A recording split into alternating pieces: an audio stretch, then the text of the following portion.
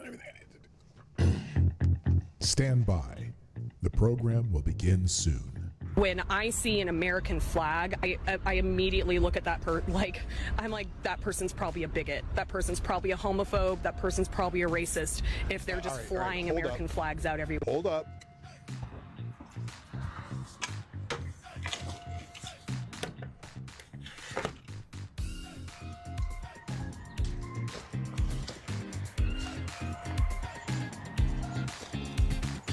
Hey,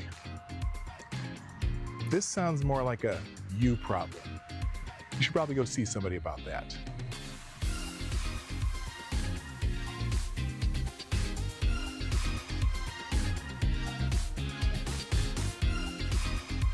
He got over $5 million per year from the American taxpayers, being given no bid contracts from Maine Governor Janet Mills, and is building a military in Somalia.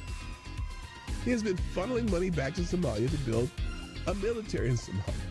The guy is running a migrant services agency that builds main care which is what we call Medicaid, about $5 million a year. Oh no, those illegal immigrants aren't getting any Medicare.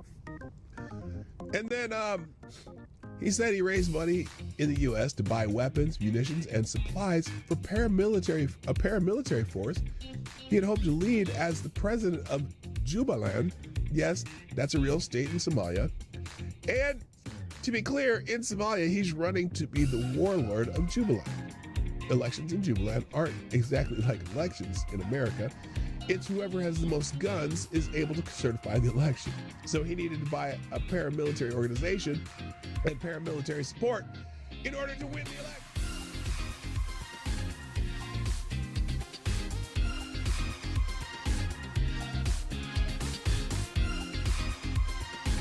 Avocados Diablius asked if you could bring any one comic strip character to life and train them to be a hitman, who would you choose? Oh, that's the easiest question ever. Calvin.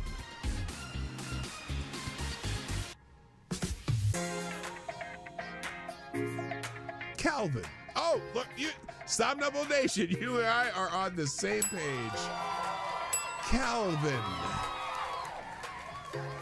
From Calvin and Hobbes. Yes. And by God, Calvin would be the greatest hitman to ever live. Better than John Wick. I guarantee it. I didn't have to think of it. Stand by. The program will begin soon. Yes, it's true. The Obama administration deported over 3 million people. And the Biden administration, over 4 million people. But they didn't need troops. They didn't need military in the streets to do it. Tell me why. Put it in the chat. Tell me why you think that's that. Because when Obama and Biden were in office, there were no riots in the streets of Los Angeles, even though 80% of the deportations were also expedited with no hearing. But you didn't give a shit then. Now that Trump's in office, you suddenly give a shit. Hope that helps.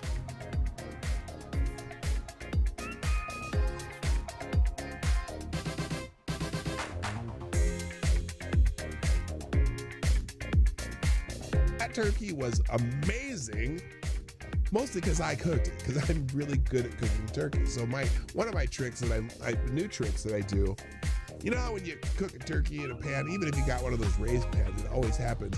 You cook this turkey and the breast of the turkey get all nice, the top gets all nice and brown, and then you go to cut the underside and the thighs and legs are like all white underneath and not even done. Well, there's a trick you can do to avoid that. What you do is you cook the bird upside down for at least 1/3 of the cooking time. So you end up browning the bottom and sealing that first, even more so. And the other thing I do is I start my oven at 500 degrees. The first 45 minutes to an hour, you put it at 500 degrees, and then you turn it down to 325 and do the rest of the cooking. But anyway, do it upside down, and 1/3 of the way through, then you flip the bird back over in the pan, and the entire bird gets finished at the same time. So apparently, in the Europe, you can refer to Americans as pigs, but not convicted rapists. A German court gives a woman harsher punishment than convicted. I hate it when people say rapist. I'll just say unwanted sexual activity peoples for calling him a disgraceful pig. She called someone convicted of that crime a disgraceful pig and got a harsher punishment than the person who actually committed unwanted sexual activity.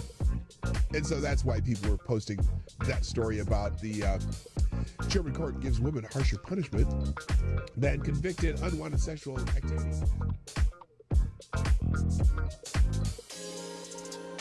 Stand by. The program will begin soon.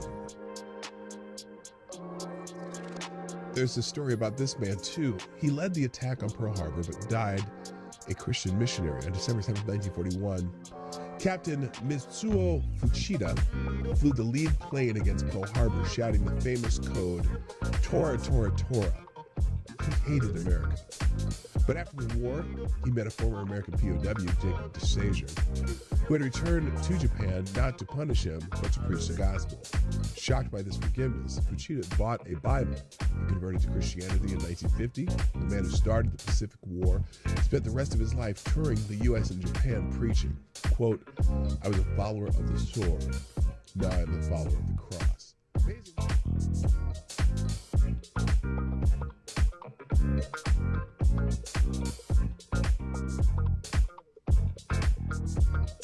Nearly 5 years after pipe bombs were discovered outside the headquarters of the Democratic National Committee and the Republican National Committee in Washington, D.C., a suspect has been arrested in the case.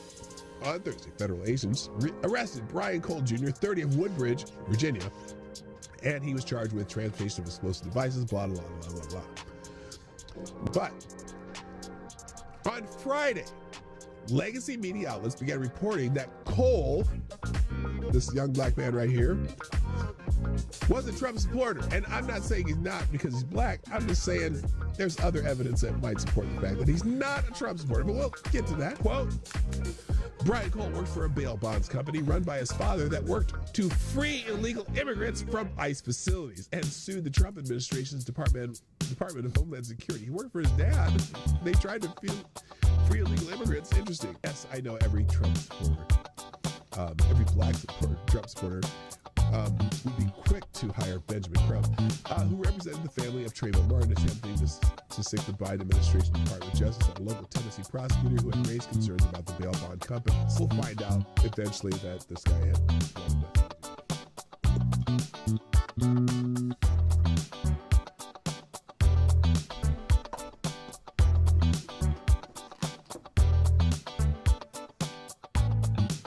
Additionally, if you open this up to ice fishing, while on the surface it sounds good, then what happens next year? Does someone come back and say, I want an ice shanty on Hudson Springs Park for X amount of time?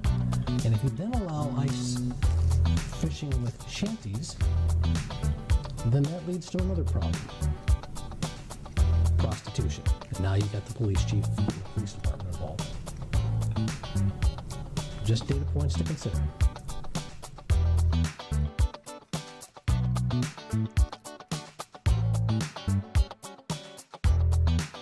It is Happy Bill of Rights Day on December 1791.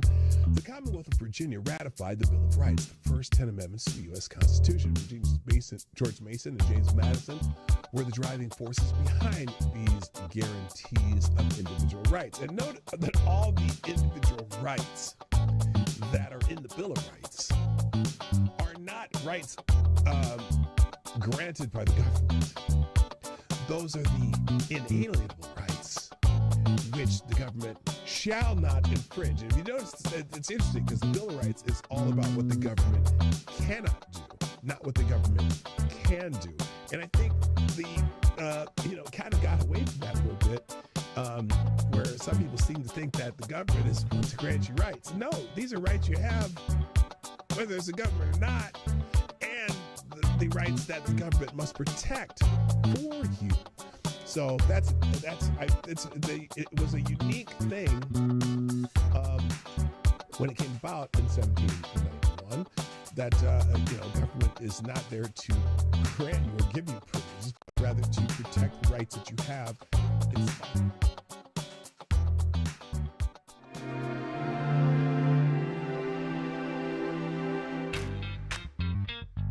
Ladies and gentlemen, coming to you live from the Lucky Dog studio in a hidden location somewhere in the upper Midwest of the United States of America, it's a brother making his own way but with all the wrong opinions.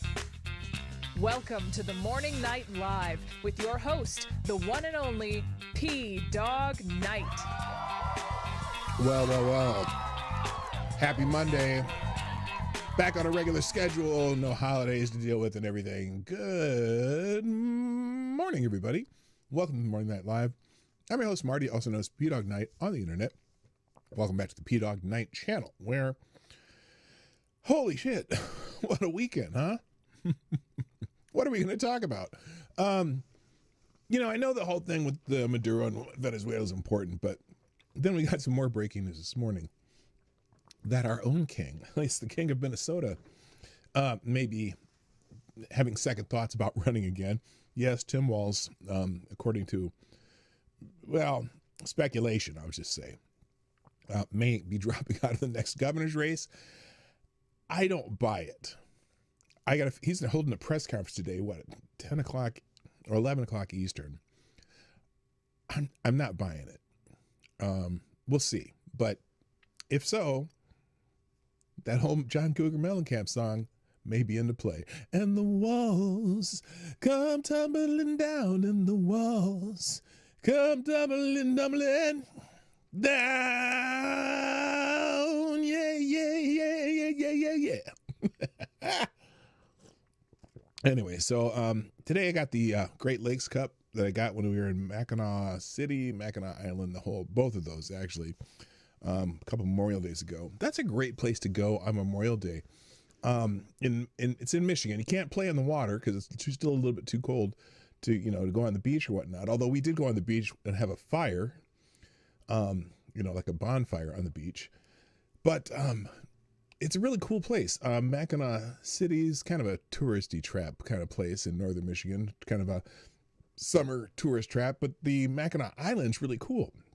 They don't allow any motorized vehicles on there. Everything's horse-drawn carriages and buggies and trailers and shit. And but there's this beautiful garden that if you go there Memorial Day weekend, they have this beautiful tulip garden with all these tulips and what are the other flowers? Allium, and it's just the coolest thing. But why I'm thinking about that right now, I don't know.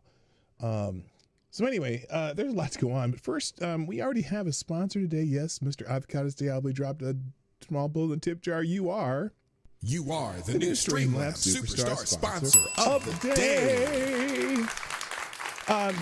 He says before I even started, well, Trump did the impossible. He got Democrats to finally protest a criminal Venezuelan being flown into the United States. I read that a couple times, and I was like, it didn't click on me, that last part, getting flown into the United States, because the one dude got flown out of the United States into a prison that they say he shouldn't have belonged in. Well, he shouldn't have belonged in the United States either. And I don't know if that sentence even made grammatical sense, but Anyway, thank you, AD, for starting us off right. If anyone wants to match that total of 223 or more, please do so. Because there's a whole lot of reasons. Anyway, so let's say hi to everybody and get this thing going, because obviously that's what we do here. We talk about stuff happening. First in the chat also just happens to be Avocados Diablo. Yes. Who is the procurer of the bell? There you go. You get the bell for being first. Also, good morning, Kara Soldier, Blue-Eyed Scream, Roasted Opinions. Welcome back. Been a while. Who else? Johnny Boomer Tech's doing his job. He's here.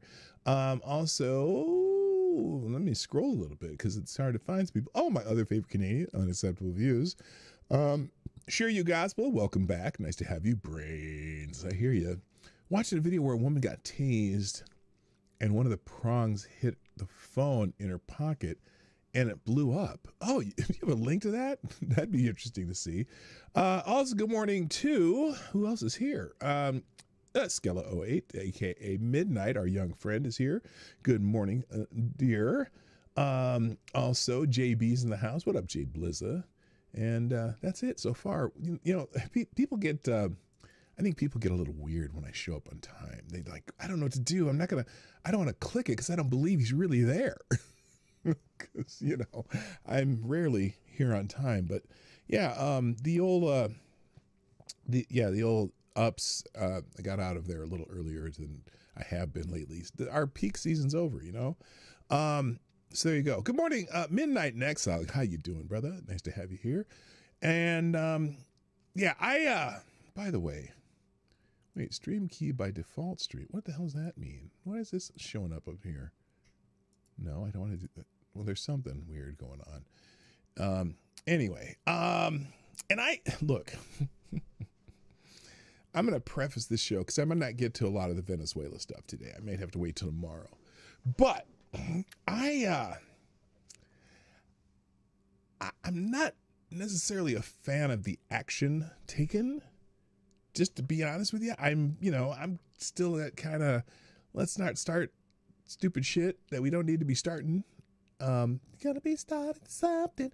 But on the other hand, it's fun to watch how people have kind of flipped on things they've been saying for a while. Especially, like some of the Democrats who were complaining the last time Trump was in office that he didn't do anything about Maduro. And yet now they're complaining that he did something about Maduro. They don't really like it. They don't like it at all. And I'm like, what is going on? Make up your minds. Do you want, and also here's the phrase that's really getting to me. Okay. And I hear it over and over and over again. And the phrase is, and it's coming from a lot of the left-wing pundits, especially, or the, whatever. And even the ones, rabid, lefties, whatever. Maduro is a bad guy, but ... And then they finish it with stuff why Trump's the evil one for going and taking him. We broke international law and this and that, yada, yada, or not following the Constitution, whatever. Which the reality is, this is some constitutionally ambiguous actions here. And also, when we're comparing the actions of other presidents who've also done some constitutionally questionable actions, it's like either they're all wrong or just this one's wrong. It's really weird. The whole, whatever. I'm not a whole fan of how this took the Minnesota scandal out of the news. Oh, and the Minnesota scandal is not over by any stretch of the imagination. And that's probably why I have that name of the show. And we'll see what happens. I'll get into that in a minute. But let's get into it. And I don't have a lot of other news besides those two things today because I just those are going to take up a lot of time, and I may not even get to Maduro because there's a whole bunch of stuff going on with the fraud stuff. There's a whole bunch of people. Oh my gosh, the people who's saying that it's been debunked are making me laugh to no end. So we're gonna spend mostly on Minnesota stuff. But if I get to it, then we'll get to this stuff right here. No Kings, because it really truly has been.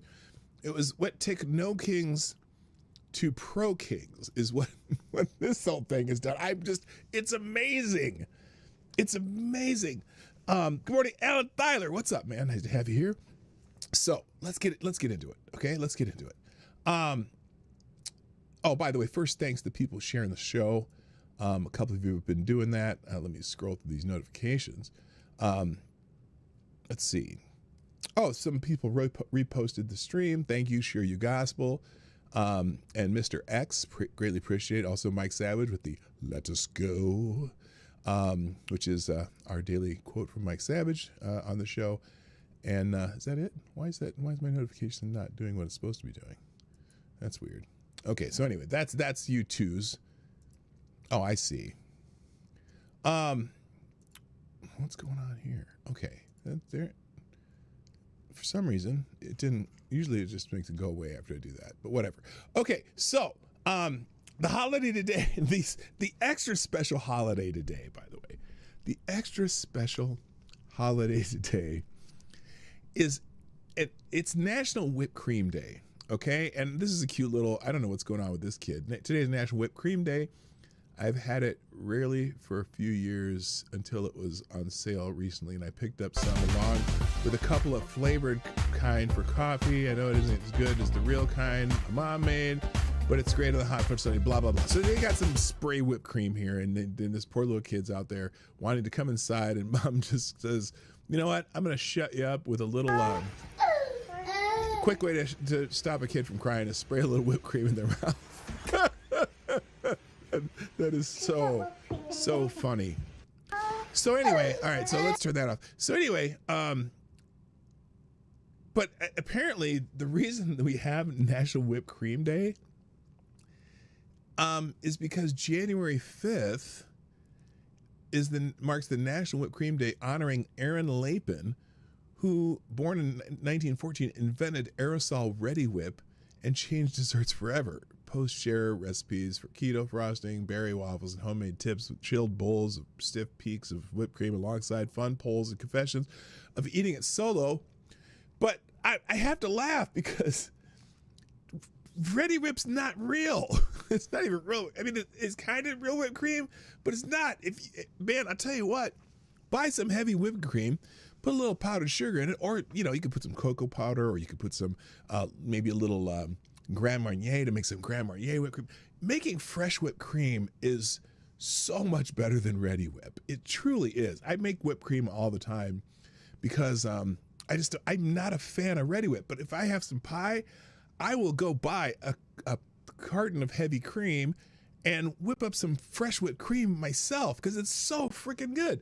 But anyway, the other thing about this, by the way, good morning. Pope Tyrannus III is in the house with today's blessing, not from the Father, not from the Son, but from the Holy Ghost. Thank you, Pope Tyre. Today's blessing is blessing of the Holy Ghost. May God keep you safe as you travel throughout your day. Know that He loves you and wants you to be your best. Thank you, Pope Tyre, for our daily blessing. And also, thank you, Alan Thyler, dropping another 26 in the tip jar. You are now the new Streamlabs Superstar sponsor of the day. 26 is the total, and then also the largest donor of the day, or largest single donation, and the Streamlabs Superstar sponsor of the day. With the message is simple. Morning, dog. What's up, Alan? Thank you very much. It's very generous of you. I appreciate it very much. All right. So anyway, now, when I saw, though, I was going to make a point about National Whipped Cream Day. When I saw that it was National Whipped Cream Day, and you think about what happens on X, the app formerly known as Twitter, when there's a holiday like this, I thought for sure that within a few moments of scrolling on National Whipped Cream Day, that I would see some heifer having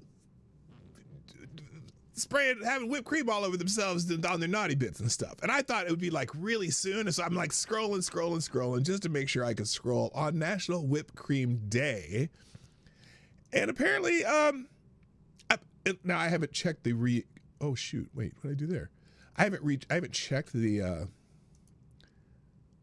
where the hell did that go? Okay, I have not checked. Oh, that was it, never mind. I haven't checked if it has changed. So I'm taking a chance for now, and I'm gonna scroll slowly, but it took me a very long time, and when I mean heifer, if you go onto this topic on X, you're not gonna see a heifer right away. But there is one heifer that you have to go on this, because when I say she's a heifer, she's a heifer. And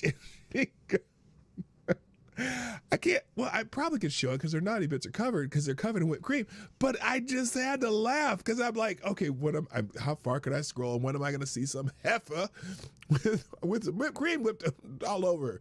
I mean, there's dogs with whipped cream, there's some treats with whipped cream on them. This has changed. I can't, wait, hold up. Let me make sure I'm not, okay, it's still the same. Okay, good. That heifer's not there right away. I'm just telling you, though,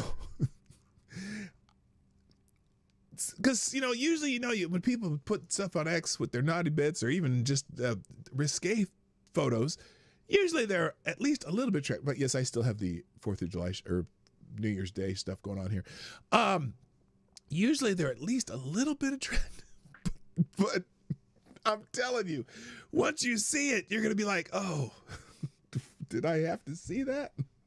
So I'm just telling you, if you scroll on that topic in the links today, I'm just warning you now. I'm just warning you now. In fact, I should have you do this. I should make this not a book report, but like what do you call it? Field trip. This is going to be a field trip today. After the show, clicking links on National Whipped Cream Day, and I scroll down and let me know if you found the heifer I was talking about. Okay, I'm just saying. You'll be like, oh my God, now I know what he's talking about. Anyway, other holidays today besides National Whipped Cream Day. It's also National Bird Day. Bird. And I don't mean like Larry Bird, but actual birds with wings and feathers, and some of them can fly, a couple can't, whatnot. Also, it's National Thank God It's Monday Day. Maybe that's the first Monday of every year. I don't know. National Screenwriters Day. Hey, screenwriters important. If the favorite show you're watching, they all have a screenwriter. Carver Day, in honor of George Washington Carver, the great inventor, former slave, and eventually he was going to be someone had tapped him to be the Secretary of Agriculture, and instead he decided to someone convinced him to just go down and I think was he at Tuskegee maybe? I don't know, but that's when he started figuring out all the uses for peanuts. One of the reasons that he was doing that is because cotton was a big cash crop in the South, but it really depletes the soil really fast, and so they were trying to find a way to do apparently peanut farming also replenish the soil, and so they could rotate cotton and peanuts. So he was like, he found all these uses for peanuts, and the rest is history. But you know what? It's funny because some people say he invented peanut butter. I think that's the only thing that he didn't invent from peanuts. But he found all the peanut oil, especially for cooking and all kinds of stuff like that. So there you go. Hail to the peanut man. Also National Ellen Day, National Keto Day. If you're one of those keto people, I don't understand keto. And then National Day of Dialogue. There's a lot of dialogue going on today. I wouldn't say it's positive dialogue, but it's going on today. And 12th Night, turned tradition on its head. This 12th night revel in mischief, mistaken identities, unmatched romance that will keep you engrossed till the end. Okay, can you explain to me why January 5th would be 12th night? Is this the 12th night? Oh, it's the 12th day of Christmas. That's why. 12th night, the 12th day of Christmas. You realize Christmas is not a one-day thing, right? Christmas actually is 12 days. Yeah, because you take down your decorations on January 6th. That's what we always do. At least that was the tradition of my mother's home, and I've continued that tradition. Although we didn't put up any, we only put up one Christmas decoration this year, so that'll be simple this year. But anyway, so yeah, 12th night day. Just now figured that out. Yes, I did just now figure that. I had to think about it for a second. Are you talking to me? Or are you talking to somebody in the chat? I don't know who you're talking to. Anyway, good morning, Lord Stanhope. Welcome to the show. Ms. Wild Wolf's here too. Nice to have you here. All right, let's get into some newsy stuff. And let's start with by governor. And this may be the whole show. I don't know. We'll see. But I've been seeing these reports this morning that perhaps my governor, Tim Walz, in the state of Minnesota, could possibly be dropping out of the governor's race for the next governor of Minnesota. Now, I'm going to take this with an entire salt lick of salt. Hello, Anna Lynn and TC. Good morning. I'm going to take this with a giant salt lick. So he is having a presser today at 10 o'clock my time. So if I can find it, I will go live to it at 10 o'clock. Just remind me at the top, like when I get close to the top of the hour, because I don't always pay attention to the time. Anyway, Nick Sorter is on the right, and he's been in Minnesota for a while. Checking out daycares, trying to find a daycare for his little Timmy, and also hanging out the governor's mansion. He says, breaking, following relentless exposés from independent journalists, Tim Walz is likely to drop out of his re-election bid as soon as Monday, per local Minnesota media. It might be over for Tampon Timmy. Keep up the pressure, blah, blah, blah. And so then here's the New York Post article. Governor Tim Walz expected to drop bid for re-election amid Minnesota Somali fraud probe, according to a report. Again, take this with a giant grain of salt. I don't know if that's really the case or if he's going to come out swinging about stuff. But embattled Governor Tim Walz is expected to bow out of the 2026 re-election race as he faces mounting national criticism over a massive Somali fraud scandal engulfing his state. He's likely to drop out of the 2026 race. Minnesota political analyst Bloise Olson, posted on X Sunday night. The news came as Walz's office scheduled a press conference for 11 a.m. Monday. Now, I'm not sure if that's 11 a.m. Central Time or Eastern Time. This is the New York Post, so I'm going to assume they're going Eastern Time. But his office did not comment on what the failed vice presidential candidate planned to address. Care 11 reported. Well, let's see what Care 11 reported. We'll sit that. The Post has reached out to Walz's office for comment. Walz has come under national scrutiny, including from President Trump over his handling of alleged Medicaid and daycare fraud in Minnesota with losses that could reach into the multi-billions. The scrutiny intensified under YouTuber. Nick Shirley doesn't necessarily try to be a journalist, but he did some journalisming, whatever. After they released the viral footage last month showing taxpayer-funded daycare centers in Minnesota appeared largely empty. Federal authorities have since launched an operation in the land of 10,000 lakes aimed at identifying, arresting, and removing criminals who are defrauding the American people, according to the Department of Homeland Security. So, now, obviously, let me see this real quick. Republicans are blasting Minnesota Democrats over a fraud scandal, accusing them of failing to prevent billions in taxpayer losses as a Florida lawmaker compared the alleged scheme to organized crime. Here's my thing about this.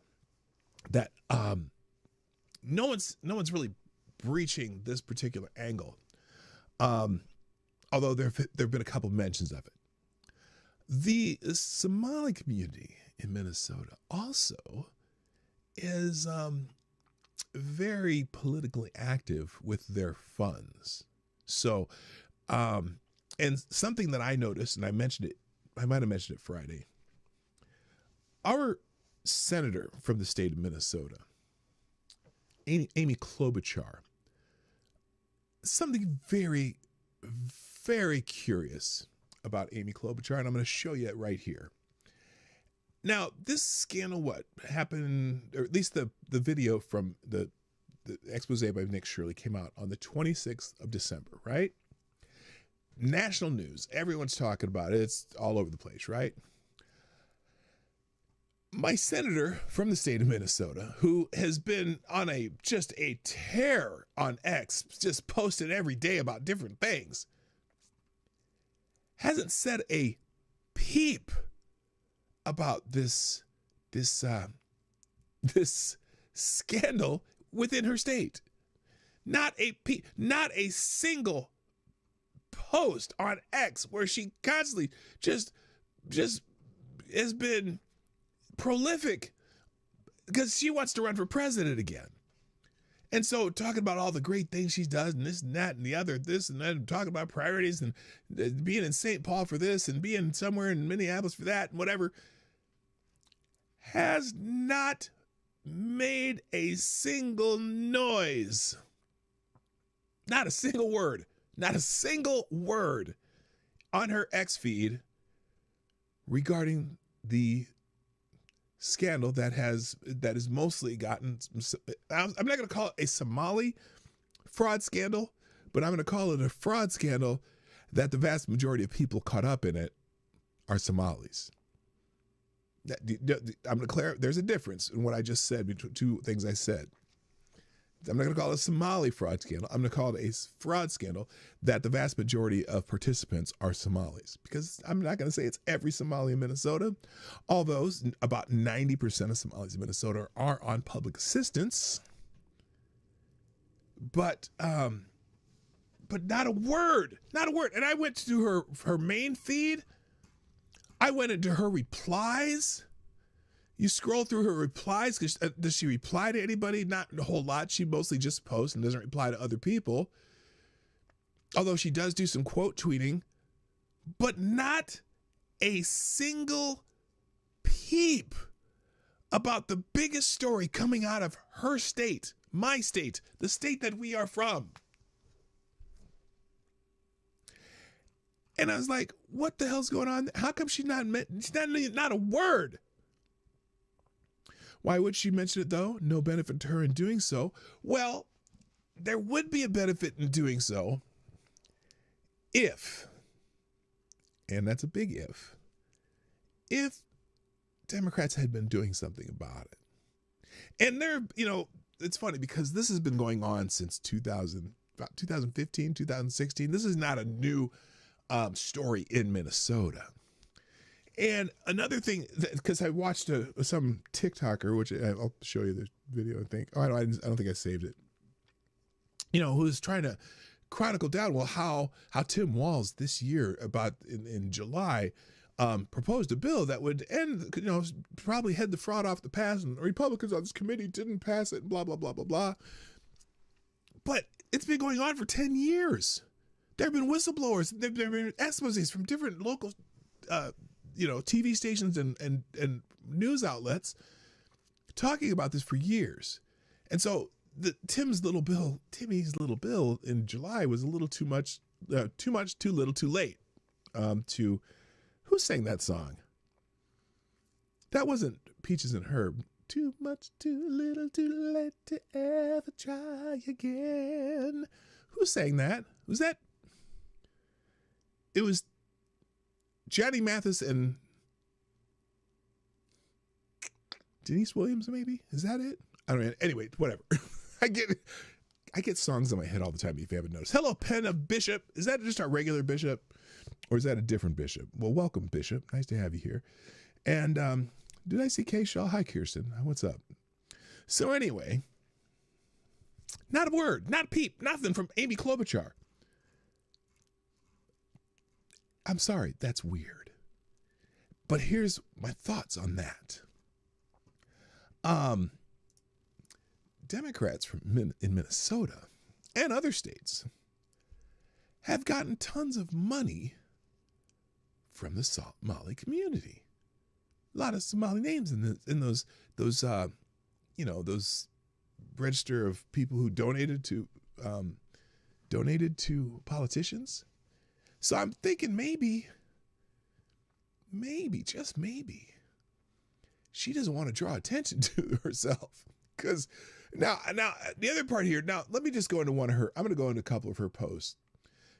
I'm going to wait. I'm going to move past let's move past the Venezuela stuff and just see if people are asking her, because there's people replying to her. So here she did this.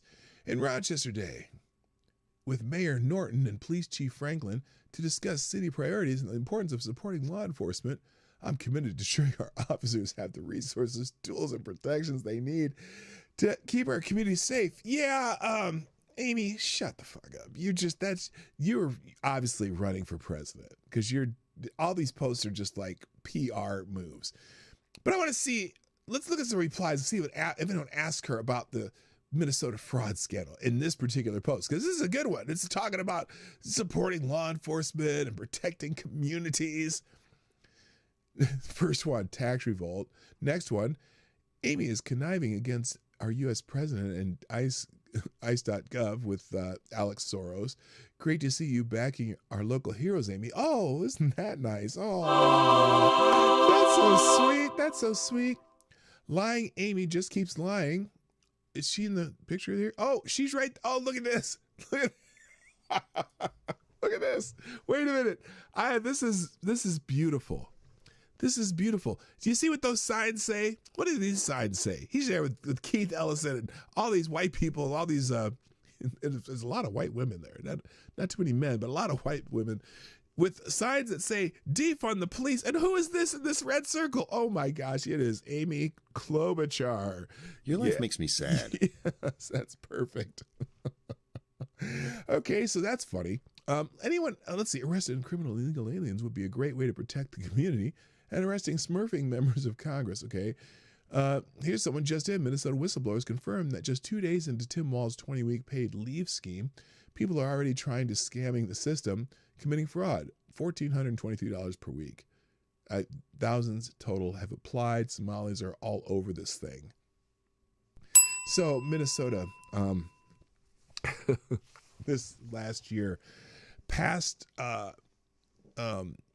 20-week paid leave bill where they were going to tax us and businesses more, and then you should be able to take, up to 20 weeks paid leave if you have a baby, if you have a hip replacement, or whatever, right? Hello, Anon, 1, 2, 3.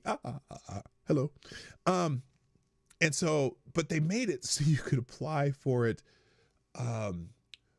retroactively into 2025. But they haven't collected a single penny of tax to help cover it. It's not, for somehow they're doing it so that the businesses pay like more taxes, and then Avocado Diablo. I applied for paid leave in Minnesota. I don't even live there. I expect to be approved 12 times over. You might be. It's amazing. So anyway, so people are already signing up, and they're little actually told or touting that you should sign up for stuff that happened in 2025. It's crazy, and I don't know where they're getting the money from, because we have a $3 billion deficit in Minnesota this year. Anyway, I was just trying to see if anyone here even mentions the scandal that, at least that, here it is. All your resources have been stolen in the Somali fraud you oversaw. Your words, as usual, ring hollow. Yeah, I was wondering, but she hasn't said a peep about the whole thing. Not even, and not even a peep about President Trump saying stuff about it. Like, usually she'll, clap back at President Trump for things. Nothing. She does not want to say a word. And I got a feeling that she has probably gotten a decent amount of money from that scandal. All right, now back to this though. And here's local reporting on Governor Walz, saying that here, hang on a second here, move it. Let's go full middle. There we go. What is that? Oh, that pop-up. This is local reporting though. Governor Walz may end re-election campaign. KARE 11 has reached out to Walz's office for comments, and has not heard back. Now, this is Blois Olson, the guy that they're talking about. Hang on, let me pause this and unmute it. Here's the report. We told you that a well-connected political analyst is reporting that his sources say Governor Walz is likely to drop out of the governor's race tomorrow. Walz has a press conference that is scheduled in the morning, vaguely saying that it is to talk about news of the day. I talked with Blois an hour ago, and this is what he had to say. And insiders say that he will make an announcement about his political future, likely that he will not run for governor. He met with Senator Klobuchar on Sunday, and that doesn't mean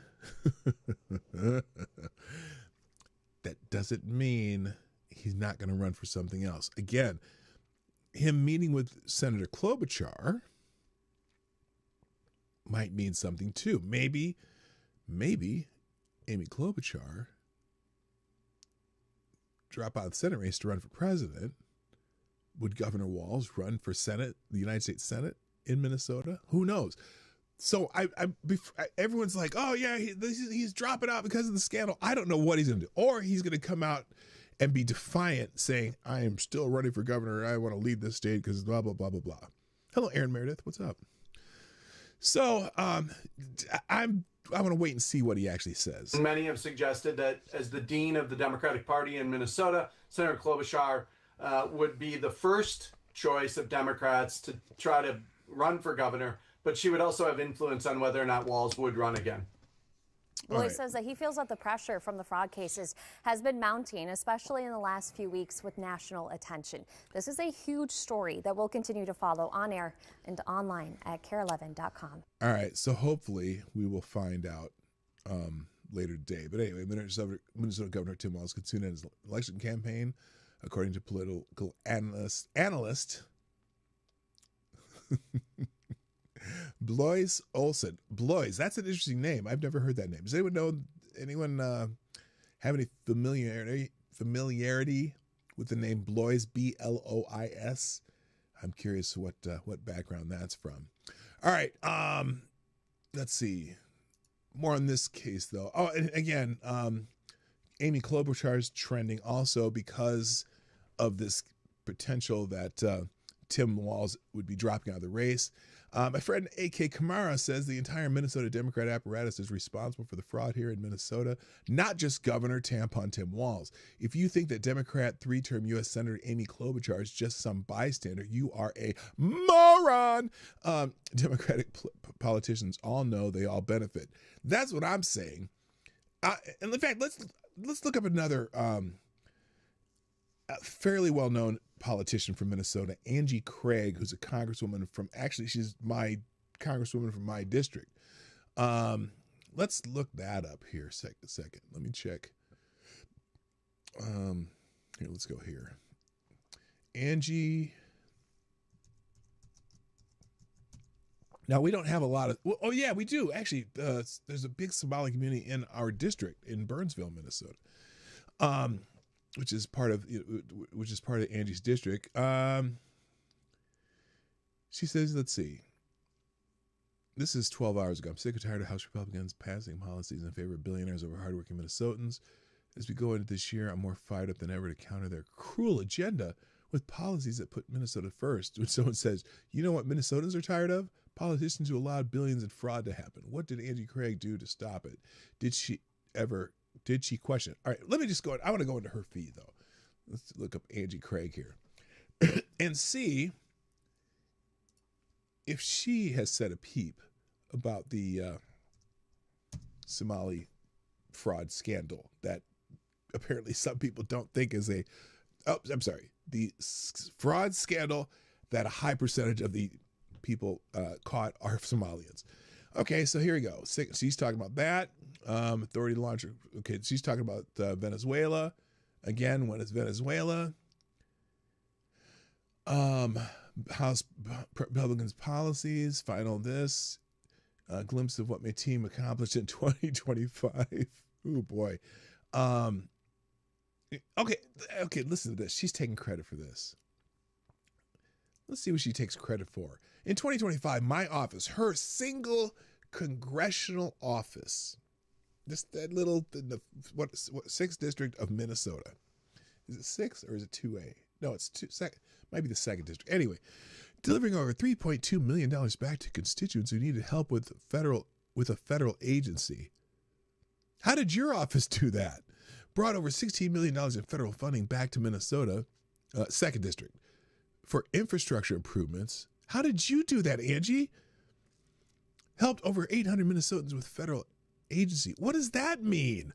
You mean like, are there some daycares in your district, in the 2nd district? PDawg, you're probably doing more by talking about it than she's doing to fight the corruption. I'm pretty sure. I'm pretty damn sure, Tyre. You're right. And then her first post since then, that's nothing on it. She hasn't said a peep about it. Let me see her reply section. Is she replying to anybody asking about it? President has no authority. President blah. Wishing you a happy Christmas. Oh my gosh, she hasn't said a peep about it either. Okay. I am so curious now. I want to check. I'm not going to do it right now, but I'm going to check every Democrat from Minnesota who is either in Congress, or we'll add Tina Smith to the list. She's our other senator, and see if anyone has even said anything about it. Have they been? I've got a feeling they've been told to not talk about it. Why? Because the Democratic Party in Minnesota probably gets millions of dollars from the Somali community. I'm wondering if Ilhan Omar's even talking about it. Let's check Ilhan Omar. Now, I know she may have said some stuff about, she said some stuff about it because it's her district and it's her community, so to speak. But has she shut up about it since then? Ilhan Omar. Let's look at her feed. Where's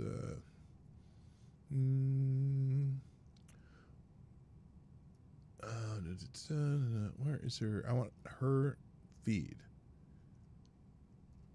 A lot of people talking about Ilhan Omar, but I don't see her. That's weird. There's Representative Omar. Representing Minnesota's 5th District in the People's House. Oh, shit.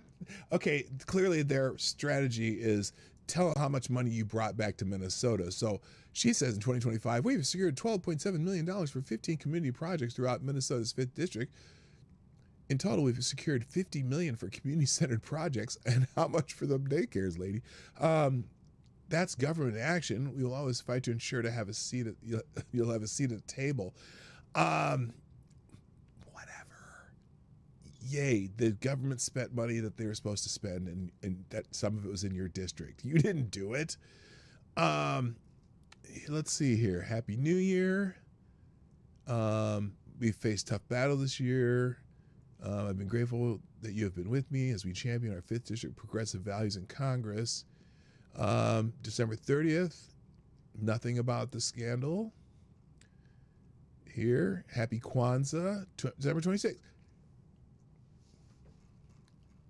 None of these motherfuckers are talking about it. And these are people from Minnesota, and they are not talking about it. I think the Minnesota Democrats have told them not to talk about it, because as soon as they open their mouths, we're going to find out how much money they've been getting from a particular community. They are not saying anything about it on X. They talked about now she's been on TV a couple times. It's cold in Minnesota, but our community is warm, even as ICE operates. She talked about ICE, but she's not talking about the fraud scandal. She is not talking about the fraud scandal. Let's go back to December 17th. So that's interesting. That's interesting. All right. I want to play a couple videos here. Okay, this is the KARE 11. I think it's the same KARE 11 News. This is the local news station talking about Tim Walz. Connected political analyst is reporting that. Okay, so that's the same clip. I'm going to skip that. Couple articles here. Oh, what happened here? Oh, here we go. This is an editorial of the Washington Free Beacon. Bring in more prosecutors. Finally ending Minnesota's never-ending Somali fraud schemes requires a reinforcement. That's just a... Who is Scott Johnson? Scott Johnson is a retired Minneapolis attorney and contributed to the site Powerline. Oh, from Powerline. He's also the father of Free Beacon editor-in-chief Ileana Johnson. I didn't know that Scott Johnson was... Their daughter is the one who started Free Beacon. Interesting.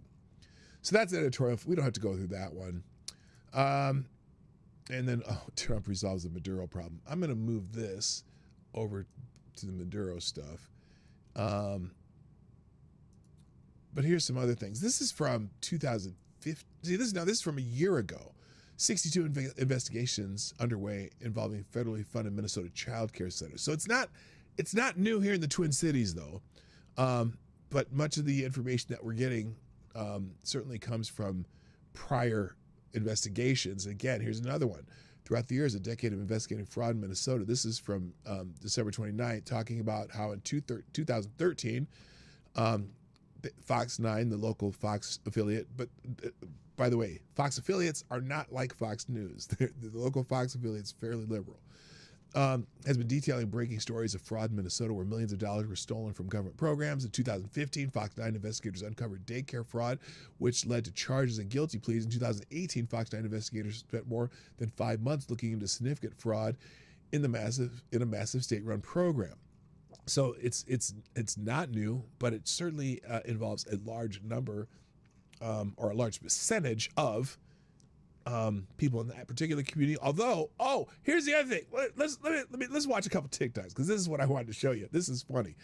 Let's start with this one, because there's people out there saying that this has been debunked, and that yesterday I saw someone say that the Minnesota Department of Health Service, whatever, that runs the daycares, that they've completed an investigation, and that all of those daycares that Nick Shirley visited were operating as expected. They finished an investigation and they're all operating as expected, right? That's the big news. And they put a press release out to all the local stations, right?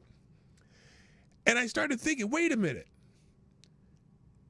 Nick Shirley's report came out on December 26th.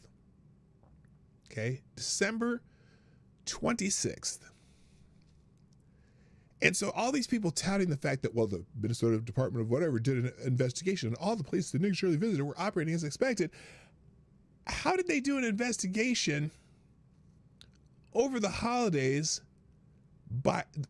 They put out that press release on January 2nd. January 2nd, which means they finished investigating all of those daycares in 3 business days, because December 26th was a Friday. So Monday, Tuesday, Wednesday, how many government agencies sent out investigators over the holidays? And how would they have investigated these daycares over the holidays if they're closed over the holidays? Or maybe not closed. So I had to laugh at that. But anyway, here's a good take too. Even if those daycares had been running at their full capacity, because they all have this, when you get a daycare license in Minnesota, it's, you get what's the capacity that you can cover. And some of these places, like that place with the Leering Center, their license was for 99 kids. Do you know how much space you have to run a daycare for 99 kids? You need to have an awful lot of space and a lot of equipment. So first of all, how the hell, and the fact that they're working in the back of a restaurant. I'm doubting that. But this lady here makes a really good point about these daycares running, if they were running at full capacities. Let's watch this one. Math ain't mathin'. This is a follow-up video. If you haven't seen my first video, go ahead and click on my bio. It is pinned to the top. Future Leaders Early Learning Center. I went to the Minnesota Department of Human Resources website. You're able to go ahead and check that out on your own as well. The facility is licensed for 90 children. That is the maximum amount of children that the state will licensed for 90 children. Like that. Oh, by the one. Well, I'll tell you in a minute. Allow them to have. I see that the CCAP, which is the Child Care Assistance Program, paid them $3.67 million in the year 2025. That raised a huge red flag for me. I do daycare numbers all day long. I thought, you know what, maybe the state of Minnesota has a higher cost of living and they pay more for daycare. Let me go ahead and check the recipient profile. Max allocation would be. So I did do that. Max allocation profile said that each child at max, the maximum number that they would pay from the state would be $1,710 per month per child. If you multiply that figure by 90 children times 12 months, the max that the state of Minnesota would pay the daycare would be $1.847 million. And you can go stick that number in your head right now. So the max, if they had gotten every kid were on maximum assistance for the entire year, $1.847 million. Put that right there. Go ahead and pull out your calculator and double check my math, please. Instead, the state paid them $3.67 million. Double! And again, this is state subsidy money.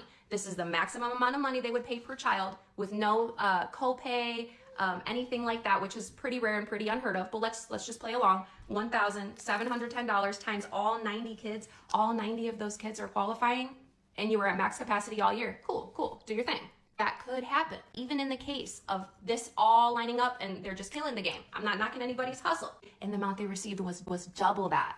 look at the numbers and research yourself and remove your emotions so that we can actually see what's going on. This is our money. This is money that's supposed to. So now I want to go back and look at a bunch of these daycares and what their maximum capacity was. For example, Quality Leering Center, they got $4 million the year that Nick Shirley was talking about, right? $4 million. You know, daycare that the commissioner said was closed, but then it was open again, and that none of the neighbors ever saw kids going in there. Just very curiouser and curiouser. Okay, I'm gonna go to the next one here. Also regarding this is John Justice, who's a local. He does a local show on iHeartRadio and one of the local news talk stations. I thought this was written by the Babylon Bee when I saw the headline. This is kind of hilarious, by the way. It is hilarious, except it's sad. Okay, listen to this carefully, because the ring. Okay, the Feeding Our Future scandal, which I've talked about a little bit here, which is where they said they were feeding kids during COVID, and the one place said they were feeding like 4,000 to 6,000 kids a day in a town that doesn't even have 4,000 to 6,000 kids. But anyway, here's listen to this carefully. Couldn't believe what I was seeing. I had to go check multiple sources. But former convicted Feeding Our Future fraudster Amy Bach is listed as the contact person on 47 currently operating daycare centers here in Minnesota. I saw a spreadsheet of this, and I could not believe it. Hello, Select a Boy, by the way. Yeah, boy! I could not believe when I saw someone throw up a spreadsheet of this. Amy Bach, she's the one who's kind of the ringleader. Her and this SAID guy, S-A-I-D is his last name, were the ringleaders in the Feeding Our Futures. That they're already going to jail. It's Bach. It is B-O-C-K. His subtitles mess people up. Subtitles are self-generated sometimes, and no one goes in and corrects them. I always correct them. But anyway, she's the one who's already pled guilty and hasn't been sentenced yet. Her partner's, I think, has been sentenced to 26 years or something like that. Her name is, listen. I thought it was a Babylon Bee headline. I mean, even with everything that we've seen in terms... Here, let's go back. As the contact person, she's listed as the contact 47 person. Currently operating daycare centers here in Minnesota. I thought it was a Babylon Bee headline. I mean, even with everything that we've seen in terms of the rampant 47. fraud and the billions of dollars that's just gone up in smoke, even with the Small Business Administration announcing today that they were halting payments to almost 7,000 different recipients of pandemic-era funding currently. I see this headline that Amy Bach is listed as the contact person on 47 daycare centers, and I had to go and double-check to make sure the sources were all correct, and they were. I'm stunned.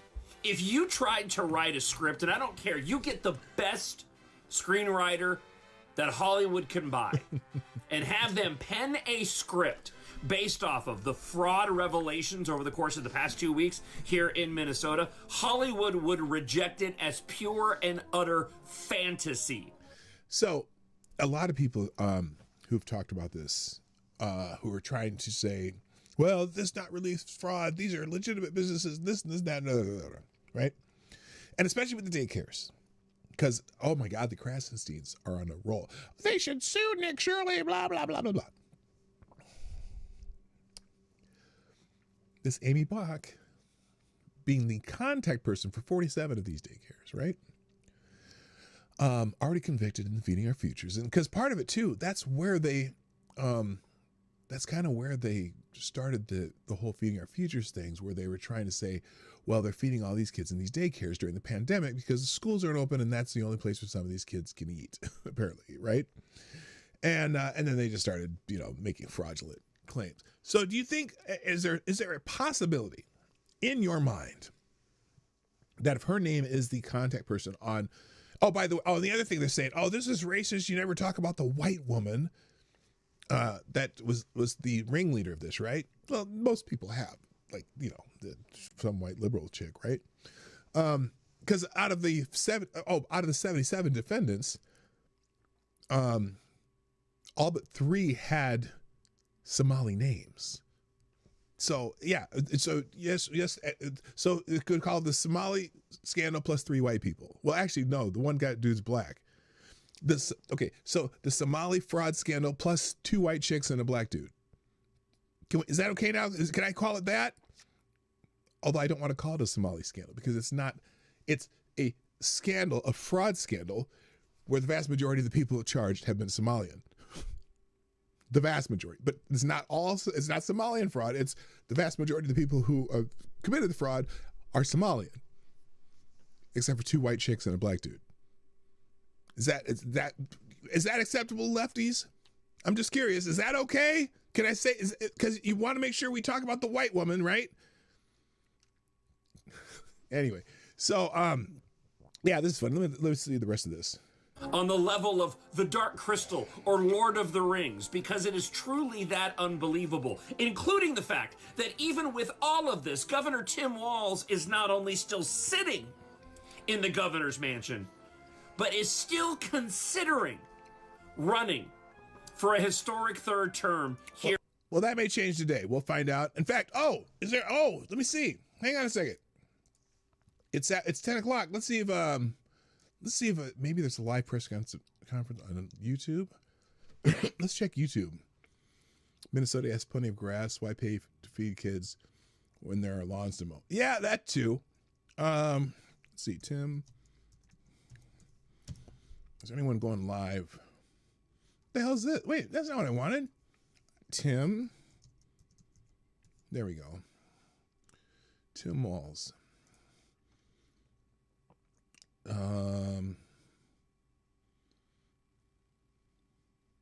Oh! Well, here's the report. Apparently, the news conference was earlier.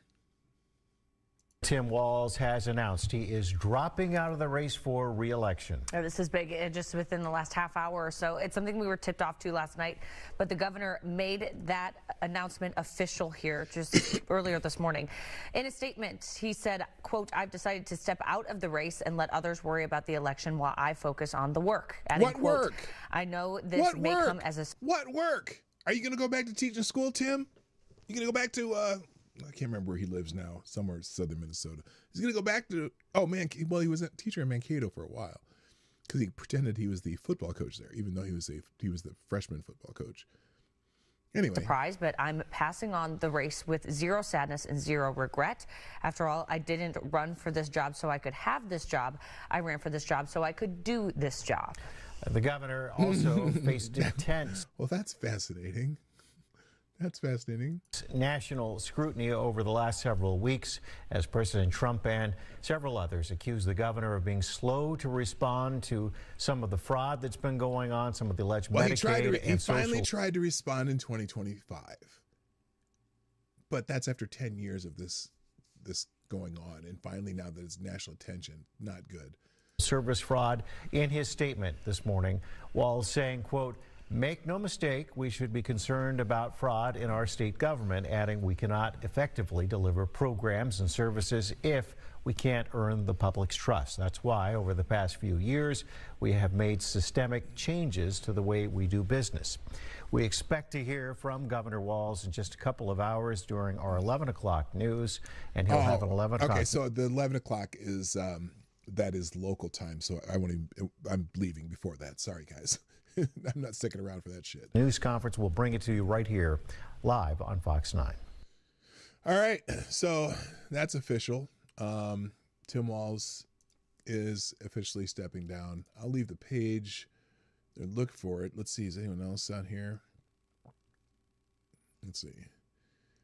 That's Walz likely, but they've made the announcement. They're just going to have a press conference where he says it in person. So I'll leave. Let's leave that video up there. I'll pause this. Story. There we go. That'll be in the links today. All right. So that's official. Let's see where are we at here. And I had one more.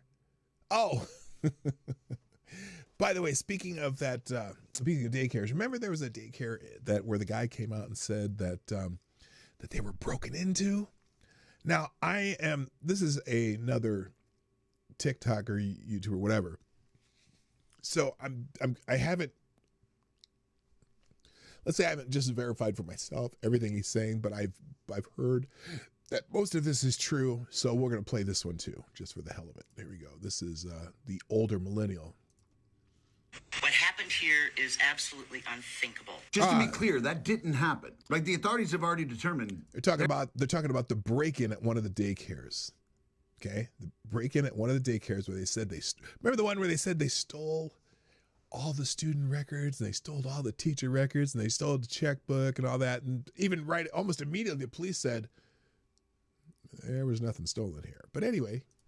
There was no break-in. Like, the daycare had this huge press conference and all the media showed up and they just lined up liberal white woman after liberal white woman to go up there and talk about how awful it was, about how horrible it was that this daycare had a break-in. And then about an hour later, the authorities determined that didn't happen because the sheetrock was cut from the inside and the cinder blocks were not destroyed enough that anybody could have got through. Not to mention that entire wall was an electrical wall because there's a fucking breaker box right above it, meaning that it quite possibly is the most... Now, I want to go look back at the reports on that because I didn't notice there was a breaker box right above the hole in the wall. So we're gonna see if we can find that. Hang on. Dangerous place in that entire fucking daycare to try to break through a wall. Yeah, there wasn't a break-in. The authorities have already determined that. So everything they said in this press conference, none of it happened. So it doesn't matter if it was because of the inflammatory rhetoric or it doesn't matter any reason because there wasn't a break-in. We know this for a fact. What happened? All right, so now let's go back and look because I want to see for myself where was this break-in. So let's see. Daycare. Broken into. Let's see if we can find it. Because there were so many reports on that, and they made such a big deal. Okay, so it's the Nokomis Daycare Center. Says it was burglarized, and the burglar somehow only wanted documents. Now, and look, the dude reading this statement is so sketchy right off the bat. Let's see if we can see in the report here, though. Because they show pictures of the holes. Yesterday morning, I was called by the owner because, unfortunately, someone came in to our daycare. And we looked and saw what happened. You got all the liberal white women back there holding signs. Race. What's it say? It says something about racism. Racism has no place. And we saw that the suspect came in from the back, broke in from oh my goodness, the back kitchen, and he also destroyed the wall to come in. As we walked around the daycare, we saw that our office doors was broken into as well. Oh, was it? We saw that, unfortunately, holding a press conference for this shit. Important documentation, enrollment of the children, and also employee documentation that was gone. It's interesting that she chose to have different colors. Like you said, if you're going to have a sign, hold a sign, make sure the letters a color someone can see. Well, even why did she do every word in different colors too? Like, is that going to draw attention to it? Like, or is she just having a kindergarten art class at the daycare? There were also checkbooks that were ripped from our check papers that were ripped from our book. This is devastating. There were check papers ripped from our book. He's making this shit up as he goes along. News, and we don't know why this show is us the picture. I want to see Somali community. Wait, is this just the press conference? Us a video. Nope. I don't want to see this. I want to see the report. I want to see the report. This is just his statement. Let me see if we can. Daycare claims burglary. Oh, evidence shows cuts made from the inside. Is this who's reading this report? Let's see this one. Of what they say vandals did. Now, this is where they say the vandals got into the daycare through cinder block and appeared to be unsuccessful when trying many other ways. The daycare says it appears the vandals first tried to saw into the door of the Family Dollar next door in the shopping center, but that didn't work. The manager claims those who broke in went straight to the office, stealing information. Went straight to the office, didn't vandalize the daycare. They just went straight to the office to steal some papers. they steal the papers that prove we're a legitimate business. Of the many children who were taken care of here. We are not a part of any CBS News made this report. Being said, we have no problem with CCAP. Hello, and Lisa our licensing Roberts. has been good. Even the inspections. Yes, they did. They stole all the bookkeeping files just for the kids. This is so funny. I mean, you can't make this is some Keystone Cops shit. By the way, welcome, Lisa. Are you new here, Lisa? If you're here, hit that subscribe button. Have you been here before? I don't know. I'm happy you're here, though. That's all I got to say. Say no intimidation is going to stop us. Okay, that's not it. I wanted to find the report, though, that showed... I want to see... Oh, my gosh. Oh, my God. This is hilarious. Broken. Pictures from the recent break-in at Nokomis Daycare Center are finally being released. Thieves used heavy construction machinery to core through the wall of an adjacent building to gain access.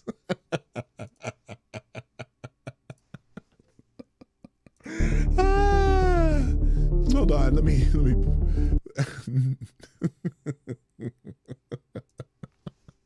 That's some funny shit. So anyway, oh, please show me I want to see this actual CBS News report.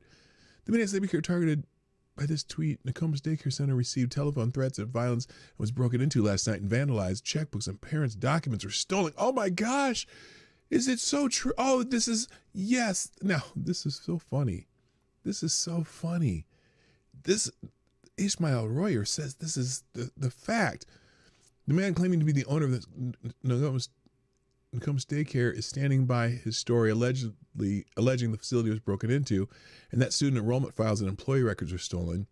Minneapolis police, however, say those claims don't hold up. Investigators report no evidence of a break-in, no signs of forced entry, and no confirmation that anything was taken from the daycare. Authorities say their findings directly contradict the owner's account, adding that to the growing scrutiny and unanswered questions surrounding the facility. How stupid is this guy that he thinks the general public and police are as dumb as government officials who handed out money?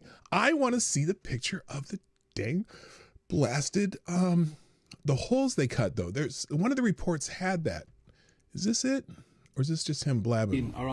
Nope. This is this. Americans. And the only thing here, let's see. Here's a Fox News report. Let's find this. Smiley Daycare broken into, key documents stolen in overnight burglary. Now, Fox, this is Fox. Is this Fox 9? No, this is actually Fox News. And this is when, on the 31st when they made this report. Okay. So they're just treating it as news, right? The facility, they say they received threatening messages following Nick Shirley's viral video. Look at this. Okay. Here's the picture. This is the hole in the wall. And interesting because all the dust is on the inside. Now, that doesn't mean anything. If you ever cut drywall, you're going to get dust on both sides of the cut. But it's looking like this was pulled inward, and obviously no one came through it from the outside because there's cinder block there. And also, there is an electrical box right here. So that's not the smartest place to try to cut a hole in the wall. And then this one looks like it's plumbing.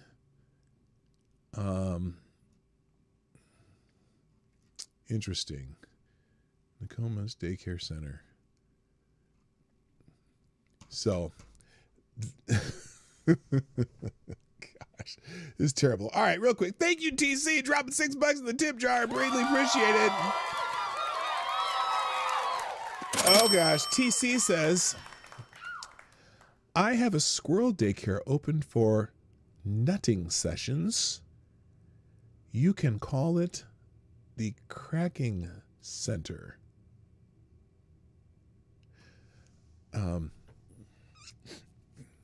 TC, we have lots of squirrels in our yard, and I would love to take them to your daycare. if I could get them out of my yard and over to your daycare, I think they'd be very happy there. So just make sure that you document all the federal money that you take from it. So there you go. All right. And welcome, Gojira Gaming. Are you here? Are you here, Gojira? Like, I appreciate you subscribing to the channel. Fantastic. All right. All right. If we talked enough about that, I only have a few minutes. I'll talk about Venezuela. Let's just tell you about the news first. I mean, I'm slowly getting myself up to speed on all this stuff. And as I said earlier in the show, I'm not necessarily a fan of what they did, but I'm certainly a fan of the aftermath, the news aftermath of this. You know, I'm not a big fan of you know, military actions in other countries where we just cause problems and we end up paying for it later. And I don't know how this is going to turn out with the whole Maduro thing. There's people in Venezuela who are very happy about this. There are people in Venezuela who are not happy about this. There's people protesting all over the country that somehow within 3 hours of this happening all had the same pre-printed signs ready to go and had all their network out there protesting already in many cities around the country, which I find curiouser and curiouser. But the action itself, while I'm skeptical that it was a good idea, again, the newsworthiness of it is amazing. So anyway, here's the story. U.S. forces captures Maduro in Caracas raid, fly him to New York. So he's in New York right now, and so is his wife. U.S. Special Forces executed Operation Absolute Resolve on Saturday, capturing Venezuelan President Nicolas Maduro and his wife, Tila Flores, amid airstrikes that killed 32 Cuban guards. What? Cuban guards? Why were there Cuban guards in Venezuela? They face a 2020 U.S. indictment for a 25-year cocaine trafficking conspiracy with groups like FARC and Sinaloa, carrying potential life sentences. President Trump called the mission a success for stabilizing Venezuela's transition after Maduro's disputed 2024 election, though it drew global condemnation from China. China is asshole. Germany and France. Well, France though, Macron's statement about it was a little more nuanced. Anyway, and then also from the UN on Monday. So, and just in, oh, this is interesting. Switzerland freezes assets linked to Venezuelan President Maduro. Huh? Now, why would they do that? I thought the whole world was pro Maduro. So anyway, breaking, Nicolas Maduro surrounded by heavy security as he is transported to New York City court ahead of his arraignment. So he's going into court today. So he's the big news today, right? Thank you, by the way, Somalian Care Breaker. Somalian Daycare Breaker Inn dropped $2.23 in the tip jar, also known as a small bullet, who says, "We will return ad break again if you do cease operation and admit to all the fraud you committed. If you want your papers back, come along to the lockers at the train station and leave $10 million in lockup number 25. I will thank you, Somalian Daycare Breaker Inner. I will forward that message to what's the name of that daycare? I don't even know the name. What's the name of that place? It's called the it's a Nokomis something daycare. I'll forward that message. Thank you very much. But I'm keeping the money. Okay, next. Where was I? So anyway, so Maduro's captured, and then this morning, oh, by the way, free Nicholas and Scylla was trending this morning. Enough is enough. Kidnapping and bombing are destroying Venezuela. We demand the return of Nicholas and Scylla. Now, the bombing's over. They stopped. They got their guy in like 2 hours and whatever, 46 minutes. And they were gone. So I don't know what they're talking about. Stop the bombing. Someone is Someone here says our nation aspires to live without external threats and in an environment of international cooperation. Well, I'm sure they're going to be a little more cooperative now. Apparently, some DEA agent asked for a selfie with our hero, Maduro. Even in this circumstance, they acclaim you. I'm not sure that's what he wanted the picture for, but you are our example, unyielding. We love you, Nico. Okay, well, some people do love him, and there are people in the street protesting this action by the United States, because of course they are. But there's also people in the streets, some other parts of the streets in Venezuela that are cheering what President Trump does. It's really weird. There's a whole lot going on with that. But here's the report. Nicolas Maduro arraigned in New York narco-terrorism charge.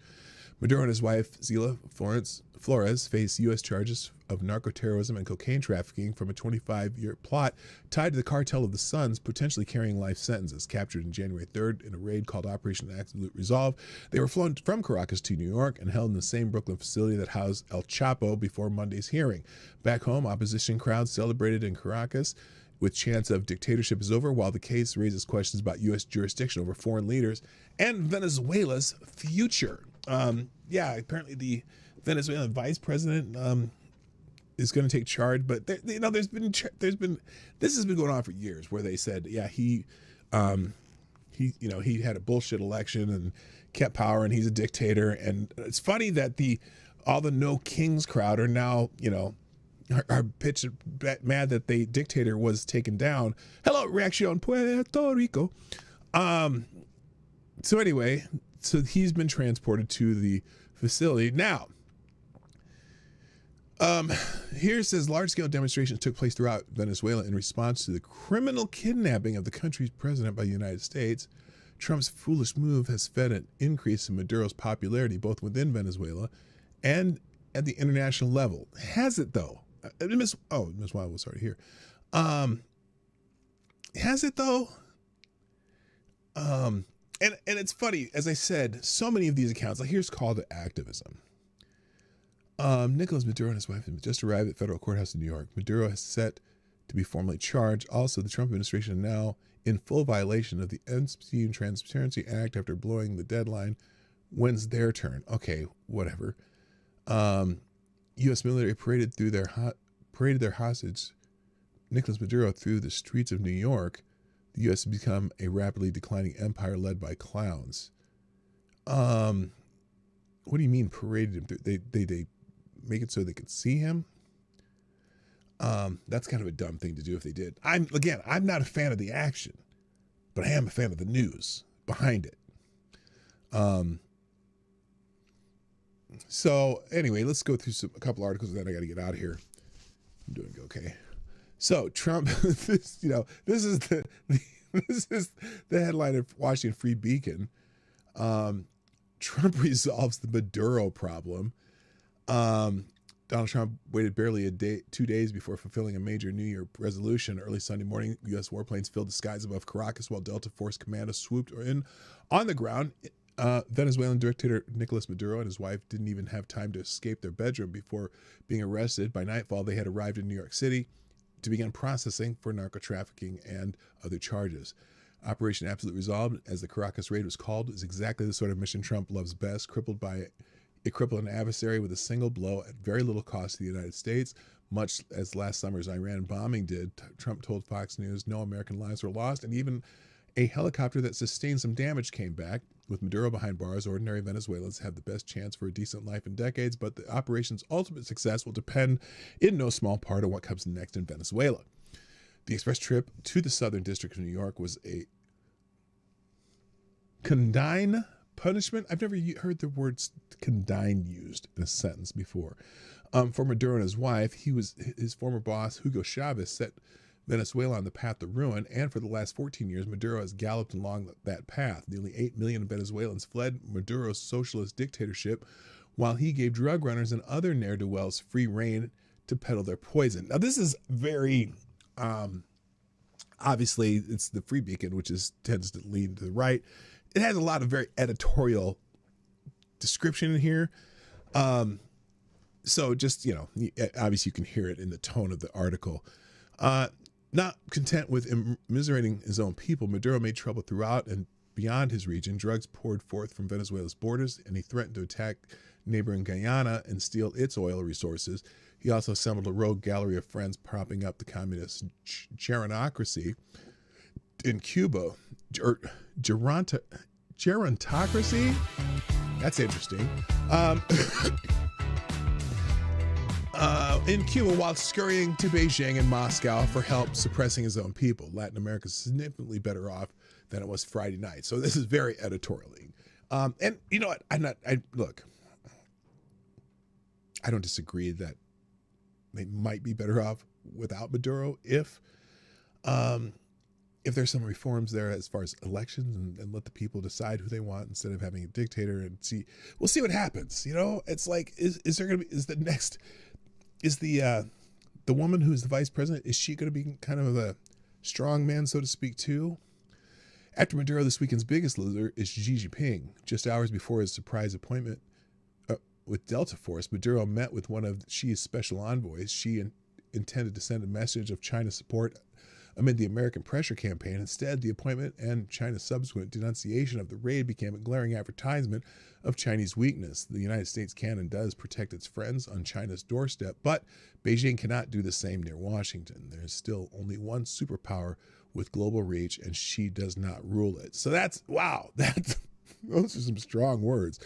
Condign means punishment appropriate for the crime or wrongdoing. Thank you, Avocado Stabley. So yeah, there's a lot more in that article. Thank you, TC. Another $6 in the tip jar. Greatly appreciate it. TC Dictator Squirrel says, oh, this is the other. Okay, so the first was TC Somalian Squirrel. Now it's TC Dictator Squirrel, who says, Maduro doesn't have anything on me. I have genocided all of the red squirrels. Hail gray squirrels, mine squirreler. We're watching you, dude. We're watching you. Thank you very much. Always entertaining when I get TC. Well, a lot of you are very entertaining, so it's not just TC. Anyway, here's how Breitbart. Now, this is interesting because you would think anti-Trump papers like the Washington Post would be really critical of this. Interesting. The Washington Post praises Trump enforcing justice in Venezuela. Now, I have the Breitbart article here pulled up talking about this, but let's just look at the Washington Post article instead, since it's right here. Now, and this is from I thought maybe this might be just a single, like, rogue, so to speak, pseudo-conservative writer from the Washington Post. No. Hello, Special Cat Acid, by the way. No, this is the Washington Post editorial board. We'll just finish with this. There's a bunch of other stuff, a lot of articles. I got a lot of stuff open if you want to see it. In fact, let me move this over so it's in the right spot and then go back here. So here's the Washington Post on this. And I'm concerned. Yes, what, Skella, what, Midnight, what are you yelling at me for? What did I miss? Now I'm looking up. What? Why are you yelling at me? Hi, Cryptic, what's up? Nice to have you here, brother. Wait, I'm not here. Don't tell anybody. I saw you, Cryptic. I see your little Abby there. Gojira Gaming is my friend. The one I sent would possibly subscribe. Oh, well, thank you. Appreciate that. That's yeah, thank you, Gojira Gaming, for subscribing. That's awesome. All right. Pretty sure the editorial board for WAPO is just AI now. Anyways, okay, let's read this, and then we're going to get out of here. Justice in Venezuela. The next challenge is setting the country up for long-term success. Interesting. This editorial has been updated to include comments from the president's news conference. Millions of people around the world, most of all in Venezuela, are celebrating the downfall of dictator Nicolas Maduro. Are they, though? Because all the lefties are out protesting everywhere because they were organized to do that, because that's what they do. They have all their pre-printed signs and shit, and they're out in the streets at the blink of an eye. They just snap of fingers because none of them have jobs anyway, so they might as well go out and protest and make a couple bucks. Anyway, President Donald Trump's decision to capture him on Saturday was one of the boldest moves a president has made in years. This sounds like praise. And the operation was an unquestionable tactical success. What am I reading Fox News here? Come on, man. Come on, man. This next step is ensuring that this triumph sends Venezuela up for stability and prosperity rather than more of the same or worse. Now, I know that the Washington Post is going through some things, but is this because of Jeff Bezos? Didn't he own the Post?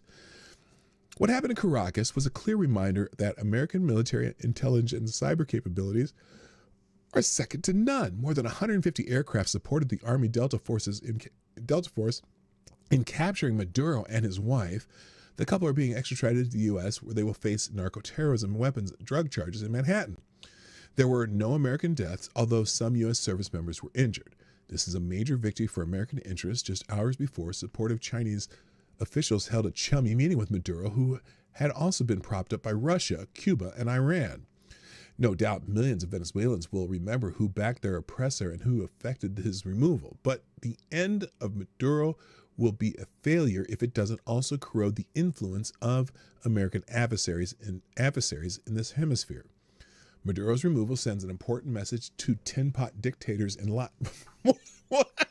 Is this really the Washington Post? This can't be the Washington Post. Tin pot dictators in Latin America and the world. Trump follows through. President Joe Biden offered sanctions relief to Venezuela, and Maduro responded to that show of weakness by stealing an election. Trump had telegraphed for months that Maduro could not remain in power, yet Venezuela's illegitimate leader clung on. What are Iranian leaders thinking now as they consider how to respond to widespread anti-government protests? Are communists in China sleeping well after the Secretary of State Marco Rubio put them on notice Saturday? The natural question is what comes next. Trump said that we, quote, "We are going to run the country now," end quote, but didn't provide much clarity. Doing so will be critical to winning broader support for more involvement going forward. The ideal outcome would be for Maria Corina Machado, a Nobel Peace Prize winner and leader of the Venezuelan opposition, to take power. So Washington Post is championing regime change because there is a vice president that would normally take power and that they're trying to deal with too. Her Freedom Manifesto, influenced heavily by the American Constitution, is the best outline for Venezuela's future. The details would be tricky, but she would easily win a free and fair election. Trump foolishly claimed during a Saturday afternoon news conference that Machado doesn't have respect within the country, but does he think Maduro's handpicked vice president does? Rubio's spoken with her, and Trump signaled that they expect Maduro's number two to be pliant to U.S. demands, especially relating to opening oil fields for U.S. companies. The president often shoots from the hip in these press conferences, and would be wise to reconsider. Empowering a Maduro flunky would be an unforced error with catastrophic consequences. Some in the Trump administration believe anyone is better than Maduro, and they think that letting her run things will avoid needing to put U.S. troops on the ground, even as Trump expressed openness to that. Sorry, that was just a gut reaction. Perhaps, but anyone from the current regime will be tainted by their association and probably retain links to the American adversaries. Any short-term thawing of relations would be a risk. It would be better to offer high-level figures amnesty and a life abroad if they help with the democratic transition. Another bad outcome would be if the country falls into total chaos. It's not hard to imagine various armed groups taking control of swaths of the country amid a power vacuum.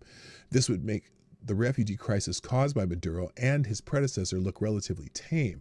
Although Venezuela is often compared to Libya, it's unfair to the millions of Venezuelans who remember living in a relatively prosperous and democratic society not long ago.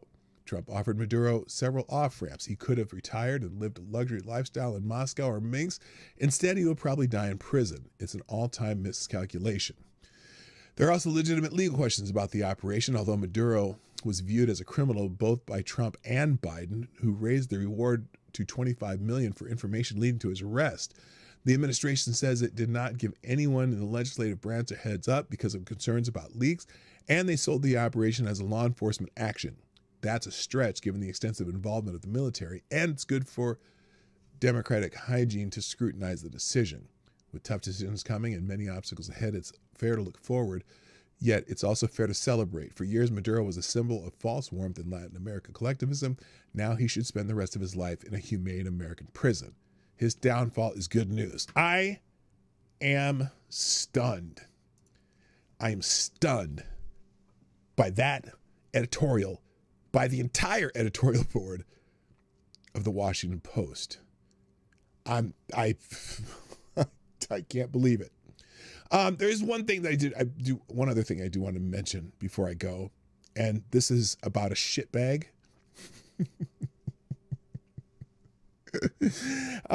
That's just weird to even say. Yeah, apparently this dickhead journalist apparently doxed the Delta Force commander after the Maduro capture. U.S. Delta Force and CIA teams captured Venezuelan President Nicolas Maduro in a raid called Absolute Resolve, flying him to the USS Iwo Jima, where he remains in custody. Some clown named, what's his first name? Seth Harp. Seth Harp, a former Army reservist and author of the book alleging Special Forces misconduct, identified Army Colonel Chris Conter, a real officer with a wife and 5 kids, as the commander, sharing his photo and bio online. Critics called it doxing that risks lives, leading to counter posts targeting Harp's home and calling for charges, while he defended it as legal journalism and took his account private amid threats. Even, listen, he fucked up by this last sentence here. Listen to this sentence very carefully. Listen very carefully. Former Representative Adam Kinzinger noted Harp picked the wrong person as the Pentagon stays silent on Delta leadership. You fucked up if Adam Kinzinger is on the same side as Trump on this issue. So people are saying this clown doxed the commander of Delta Force and leaked classified materials, endangering the lives of the commander, his family, and the entire unit. He's not having a good time. What do you think would happen? Yeah, but now people are doxing him. Oh God, what an idiot. What an idiot. Look, journalisming is a tricky business, but there are just some things that you don't do. And why would you dox someone who's leading Delta Force of all things? They could go and take you out and no one would know who did it. They could assume, but they wouldn't know. So anyway, apparently. Oh, the other reason Macron was trending is apparently they've jailed 11 people who have said that his wife might be a transgender. 8 men and 2 women were accused of making malicious comments about Ms. Macron's gender and sexuality. They're all in jail now. They're so yeah. Oh, don't talk shit about Macron and his wife. All right, that's got to be it for today, guys. Let me drop some links here and then get the hell out of here. Thanks for joining me today, and a couple new people here today. Fan-fucking-tastic. Appreciate that. All the links of everything we did, plus a lot more that I didn't get to, will be in the chat in just a moment. And I hope that you all have a fantastic flipping day. What's taking my computer so long? So no, he didn't marry. Okay, he didn't marry a man. He married an old lady. The woman he married was one of his teachers when he was a Ute, when he was in high school. She was like 16, and I think she was like 40 years old, and he married her later in life. He didn't marry his dad. He married one of his former teachers, and that's just as bad. She's like 18 years older than him. Anyway, here are the links. And that's it for today. I hope you all have a wonderful day. I'll drop them in the description too. By the way, I'm still telling you, go Go look at National Whipped Cream Day and find the heifer I was talking about. And I want you to report back to me tomorrow, okay? Find the heifer that I was talking about National Whipped Cream Day. All right, that's it, guys. I got to go. Thank you. My name's Dawg Knight, and I'm out of here. Bye-bye.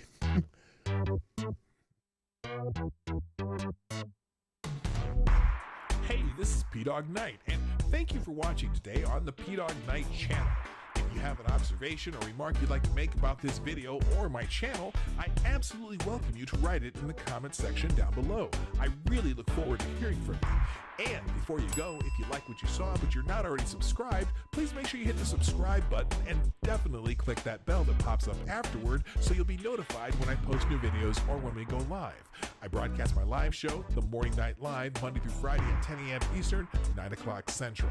A special thank you to all supporters of this channel who share our videos on social media and who make donations through the Streamlabs link, which is also in the description down below. Thanks again, and until next time, I'm Dawg Knight, and I'm out of here.